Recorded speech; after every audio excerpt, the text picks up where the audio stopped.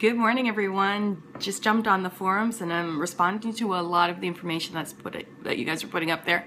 So I thank you. Thank you for weighing in. I really believe that the forums are the best way to really dive into the materials. So if you're just reading the forums and you haven't jumped on, or you're nervous to jump on, if you're already in a thread and you're reading a bunch of responses from people and you want to weigh in, just click on Add Reply and put your information in there and ask your question. If it's completely unrelated to what's going on in that thread and you want to ask a different question, click on the Add Topic button and then we can address your question and connect on that. I'm loving what I'm reading from Module 1 and what some of your big aha moments and what your takeaways are. And what keeps coming up is language, how we disseminate our language in our classes to be inclusive and not to sound like a judgment. And that's really tough. So I have an exercise for you to do today. When you're speaking to people today, or even when you're speaking to yourself, I want you to observe your language. The number one takeaway from this course, and I believe any teacher training course, is an opportunity to get to know yourself better through compassionate self-study. So I don't want you to be hard on yourself when you make a misstep, but figure out what you learn from these opportunities. So when I teach teacher trainings, the very first thing we discuss on the very first day of teacher training is your keys to success, as I've already posted, and your compassionate self-study. Because here's the thing, when you learn about this practice within your own body and within your own self, it is much easier to have compassion for your students and to begin to identify where they're struggling, because you can either relate or you're able to be compassionate toward the struggle they're having.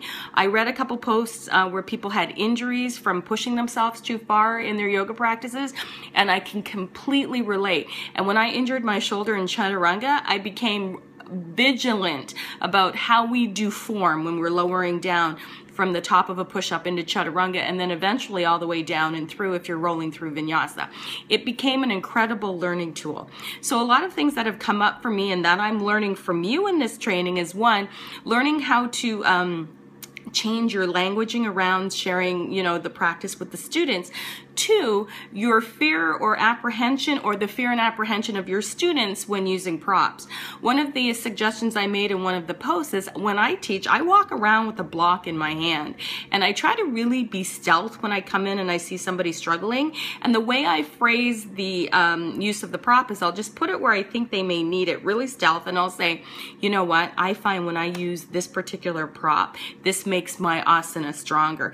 And when I say things like that, or this feels really good in my body, why don't you give it a try, and I just put it there and then I just walk away, people are a little more apt to try the prop. Another thing that I find interesting is if you can build a class around props, like see if you can do a flow around props. If you get a chance, you can check out my YouTube channel, Diane Bondi Yoga, and I have 2 videos up there where I do an entire vinyasa flow with props.